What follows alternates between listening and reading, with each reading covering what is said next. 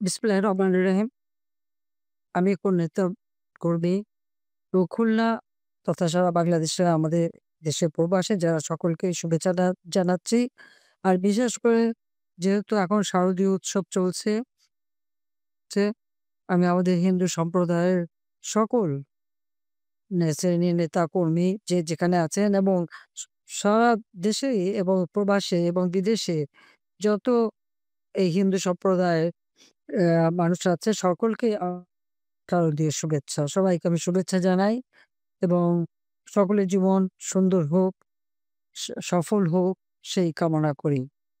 আর সেই সাথে এটাও বলব যে সকলেই আপনারা অন আ আশীর্বাদ করবেন এবং আশীর্বাদ চাইবেন যেন সারা বিশ্বে ধর্ম, বর্ণ নির্বিশেষে সকলেই যেন সাম্প্রদায়িক সম্প্রীতির সাথে সুন্দরভাবে বাঁচতে পারে। সংঘাত এবং সংঘাত যেন না থাকে। সংঘাত কখনো শান্তি আনে না, অশান্তি টেনে নিয়ে আসে। আর অশান্তি মানুষের জীবনকে ধ্বংস করে। কাজেই ধ্বংসের হাত থেকে মানবজাতি যেন রক্ষা পায়। এখানে কোনো ধর্ম বর্ণের বিষয় না। মানুষকে মানুষ হিসেবে দেখা বা মানব জাতির সার্বিক কল্যাণ সকলকেই কামনা করতে হবে। এটাই আমাদের কথা। বাংলাদেশকে আমরা ঠিক সেইভাবেই গড়ে তুলেছিলাম। বাংলাদেশের সকল ধর্ম, বর্ণের মানুষ স্বাধীনভাবে যার ধর্ম পালন করত এবং স্বাধীনভাবে তারা চলতে পারত। আমি স্লোগান তুলেছিলাম, "ধর্ম যার উৎসব সকলের।" এই ধর্ম যার উৎসব সবার এটা কিন্তু বাংলাদেশে খুব জনপ্রিয় হয় এবং সকলে এটা মেনে চলেন এবং সেভাবে সকলে শান্তিপূর্ণভাবে সবকিছু পরিচালনা করতাম। কিন্তু বর্তমানে এমন একটা পরিস্থিতি, এখানে আর ধর্ম বর্ণ লাগে না। এখানে মানুষ মানুষকে হত্যা করা এবং এমন একটা অবস্থার সৃষ্টি করেছে সেখানে আমাদের সংখ্যালঘু সম্প্রদায়ের সাথে হিন্দু, বৌদ্ধ, খ্রিস্টান কেউ রেহাই পাচ্ছে না। এমনকি মাজার শরীফ বা মুসলমানরাও মসজিদ ভাঙার, মন্দির ভাঙ্গা, গির্জা ভাঙ্গা, প্যাগোডা ভাঙ্গা, পুড়িয়ে দেওয়া, লুটপাট করা, এটা চাই না ঠিক। মানে মানবতার এত বড় অবমাননা আজকে বাংলাদেশে ঘটে যাচ্ছে গত ১ বছর ধরে, যা কল্পনাও করা যায় না। কবরের থেকে লাশ তুলে সেই লাশের উপরে লাঠি দিয়ে পেটানো এবং আগুনে পুড়িয়ে দেওয়ার মতো ঘটনা যেমন ঘটছে, ঠিক তেমনি তার বাড়ির মধ্যে ঢুকে যেয়ে তার মেয়েদেরকে লাঞ্ছিত করা, সর্বস্ব লুট করে নিয়ে যাওয়া। এখানে কোনো শালীনতা বোধও নাই। মানুষ এই ধরনের মানসিকতা কোথায় ছিল সেটা আমার কাছে অবাক লাগে। আজকে মেয়ের সামনে বাবাকে উলঙ্গ করে পিটানো, মেয়ে প্রতিবাদ করতে গেলে তার উপরে অত্যাচার, স্বামীকে বেঁধে রেখে স্ত্রীকে উলঙ্গ করে তাকে রেপ করা এবং সে সাথে ভিডিও করে সেগুলি প্রচার করা। এ এ এইসব ঘটনা যারা ঘটাচ্ছে ওদের ঘরে মা-বোন আছে না? মেয়ে আছে, বউ আছে না? স্ত্রী আছে না? একবার তাদের দিকে একটু তাকিয়ে দেখুক তো। কেউ যদি তাদের সাথে এরকম করে তাহলে ও তে এ এ এরা কি মনে করবে? খুব এনজয় করবে? নাকি প্রতিবাদ করবে?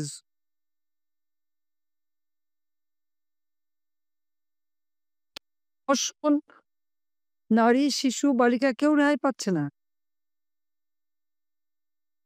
হত্যাকাণ্ড এটা যেন খুব একটা স্বাভাবিক ব্যাপার হয়েছে বাংলাদেশে। যাকেই পছন্দ হলো অমনি যে তাকে মারবে।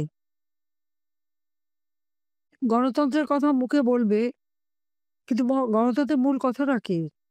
সকল মানুষের সমান অধিকার নিশ্চিত করা।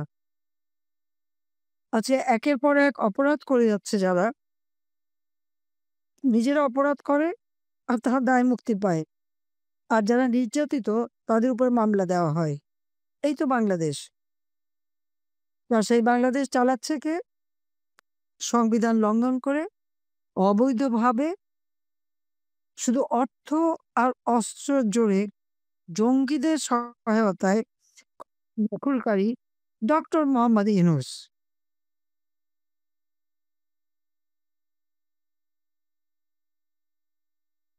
মানুষ বার্তা পায় না।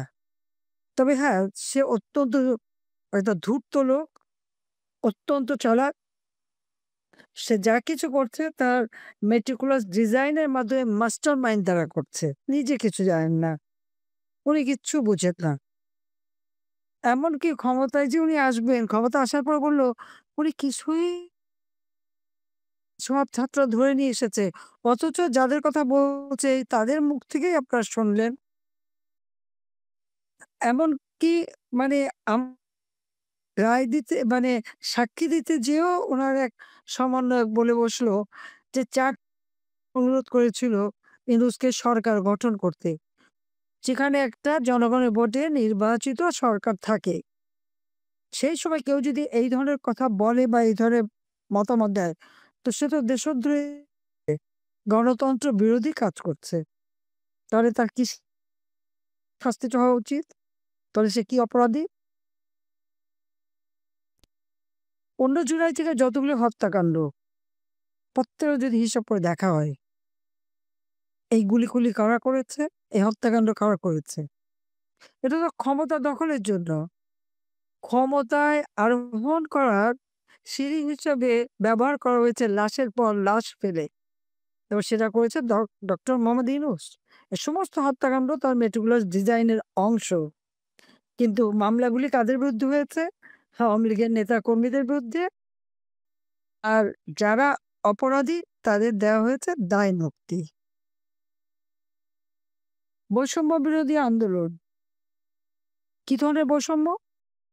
একটা রাজনৈতিক দলকে সম্পূর্ণভাবে নিশ্চিহ্ন করতে হবে। সব নেতাকর্মী মেরে ফেলতে হবে। তাদের সহায় সম্পত্তি সব ধ্বংস করে দিতে হবে। লাঠি, সোঁটা, অস্ত্র, শস্ত্র নিয়ে চিফ জাস্টিস থেকে নিয়ে শুরু করে নির্বাচন কমিশন, পাবলিক সার্ভিস কমিশন, মানবাধিকার কমিশন, সেক্রেটারিয়েট, উচ্চ আদালত, সংসদ সব আগুন দিতে হবে, ধ্বংস দিতে হবে, সবাইকে পদত্যাগ করতে হবে, সবাইকে বিদায় দিতে হবে। এখানে কোনো নিয়ম নীতির বলাই নেই, আইনের বলাই নেই, কিচ্ছু নেই। সংবিধানের কোনো বিধান নেই, কোনো কিছু নাই। সব হলো অস্ত্র লাঠির জোর আর ভয়ভীতি সৃষ্টি করা। তারপর কাদেরকে? যারা আমাদের স্বাধীনতা বিরোধী, মুক্তিযোদ্ধা বিরোধী, আলবদর, আলশাম, আ আ আ রাজাকার বাহিনী করে তুলে পাকিস্তানি হানাদার বাহিনী যাদের দিয়ে এদেশে গণহত্যা চালিয়েছে, এদেশের মেয়েদেরকে সেই সেনা ক্যাম্পে তুলে দিয়ে পাকিস্তানি হানাদার বাহিনীর কাছে তুলে তাদের উপর দিনের পর দিন পাশবিক অত্যাচার করেছে, ঘরবাড়ি জ্বালিয়ে পুড়িয়ে ছারখার করেছে। তাদেরই বসিয়ে দেওয়া হয়েছে সমস্ত জায়গায়। ইউনিভার্সিটি থেকে শুরু করে সব জায়গায়।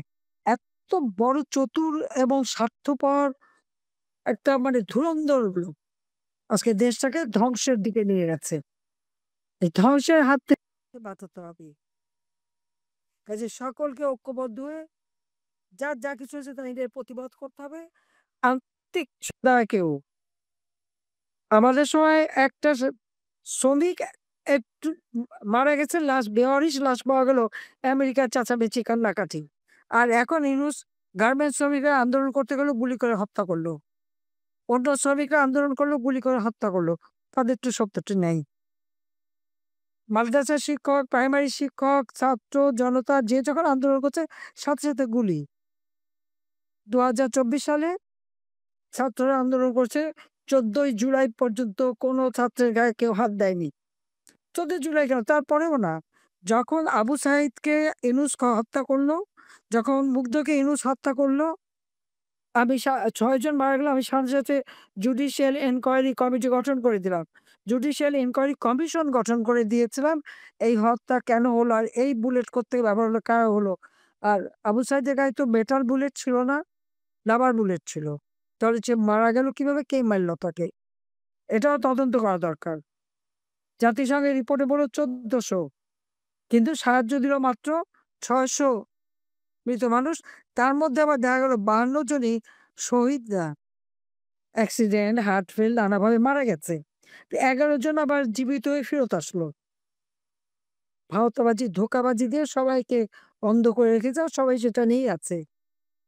কেন? ইউনিসেফের টাকার খেলা আছে। আমাদের তো সেটা নাই। আমরা তো দেশের মানুষের জন্য করেছি। কাজে এই অনিয়ম অবিচার থেকে দেশের জনগণের বাঁচাতে হবে। তার জন্য আমার আহ্বান সকলের কাছে যে আর না, দেশটাকে ধ্বংসের কিনারায় নিয়ে গেছে। দেশের মানুষের জীবনে নাভিশ্বাস উঠে যাচ্ছে। মুক্তিযোদ্ধা, সংখ্যালঘু সম্প্রদায়, পুলিশ, সাংবাদিক, আইনজীবী, আওয়ামী লীগ নেতাকর্মী প্রত্যেকের আজকে জীবনটা একেবারে দুর্বিষহ করে তুলেছে। কারাগারে অকথ্য নির্যাতন করে একের পর এক হত্যাকাণ্ড ঘটাচ্ছে। সকলকেই সোচ্চার হতে হবে, প্রতিবাদ করতে। বিদেশে দেশে প্রবাসে যারা, তারাও তাদেরকে আহ্বান করব যে সবাই এর বিরুদ্ধে প্রতিরোধ গড়ে তোলেন। জনগণের গণতান্ত্রিক ফিরিয়ে আনবো, সকল বন্দীদের মুক্তি দেব, এই সমস্ত অবৈধ মামলা সব প্রত্যাহার করে দিয়ে তাদের জীবনে যারা প্রকৃত অপরাধী, দায় মুক্তি যাদের দিয়েছে সব কটা দায় মুক্তি বাতিল করে দিয়ে সবার বিচার হবে বাংলাদেশে, এবং বাংলাদেশ আবার গণতান্ত্রিক ধারায় ফিরে আসবে। এই অগণতান্ত্রিক, অবৈধ সরকার, অসাংবিধানিক সরকার, ফ্যাসিস্ট ইউনুস ক্ষমতা আসার পর আমাদের দেশটাকে ধ্বংস করে দিচ্ছে। কাজে দেশের মানুষকে মুক্ত করতে হবে। তার জন্য সবাইকে এক হওয়ার জন্য আমি আহ্বান জানাচ্ছি। আমি আছি, জনগণের পাশেই আছি। হ্যাঁ, তখন হয়তো থাকতে পারিনি, কিন্তু জনগণের সঙ্গে আমার যোগাযোগ আছে। বাবা, মা, ভাই সব হারিয়ে নিঃস্ব রিক্ত হয়ে বাংলাদেশে ফিরে এসেছিলাম। আমার তো কাউকে পাইনি। যাবার সময় কামাল জামাল, রাসেল, খুকি, রোজি সবাই তো এয়ারপোর্টে ছিল। ফিরে এসে তো তাদেরকে পাইনি। যে বাবা মাকে চলে গিয়েছিলাম তাদেরও পাইনি। পেয়েছিলাম সারি সারি লাশ, কবর, আর কিছু না। হ্যাঁ, কিন্তু পেয়েছি আমি বাংলার অগণিত জনগণ। যে জনগণের জন্য আমার বাবা জীবন দিয়ে গেছেন, আমার মা জীবন দিয়ে গেছে, আমার ভাইয়েরা জীবন দিয়ে গেছে। যে জনগণের কল্যাণের জন্য আমার বাবা সারাটা জীবন নিজের জীবনটাকে উৎসর্গ করেছিলেন, সেই মানুষগুলির কল্যাণ করার প্রতিজ্ঞা নিয়েই বাংলাদেশে ফিরেছিলাম। আর সফলভাবে সেটা করেছি। দেশকে উন্নয়নশীল দেশের মর্যাদায় উন্নীত করেছি। বাংলাদেশের মানুষের জীবনে শান্তি, নিরাপত্তা দিয়েছিলাম। অর্থনৈতিক উন্নতি, সমৃদ্ধির পথে বাংলাদেশকে এগিয়ে নিয়ে যাচ্ছিলাম।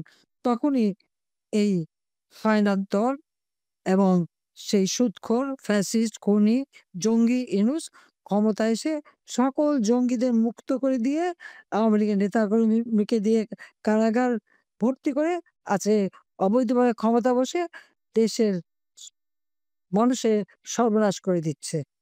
এই সর্বনাশের কিনারে আজ বাংলাদেশ। বাংলাদেশকে উদ্ধার করার জন্য আজকে আমাদেরকেই, এক আওয়ামী লীগই পারে, আওয়ামী লীগই পারবে, আর কেউ না। জনগণের কল্যাণ, জনগণের সেবা আওয়ামী লীগ ছাড়া কেউ করে না। কাজেই আবার সকলকে উঠে দাঁড়াতে হবে, এর প্রতিবাদ করতে হবে। জনগণের জীবনের শান্তি, নিরাপত্তা আমরা ফিরিয়ে আনবো ইনশাআল্লাহ। সবাইকে ধন্যবাদ। জয় বাংলা, জয় বঙ্গবন্ধু। বাংলাদেশ চিরজীবী হোক।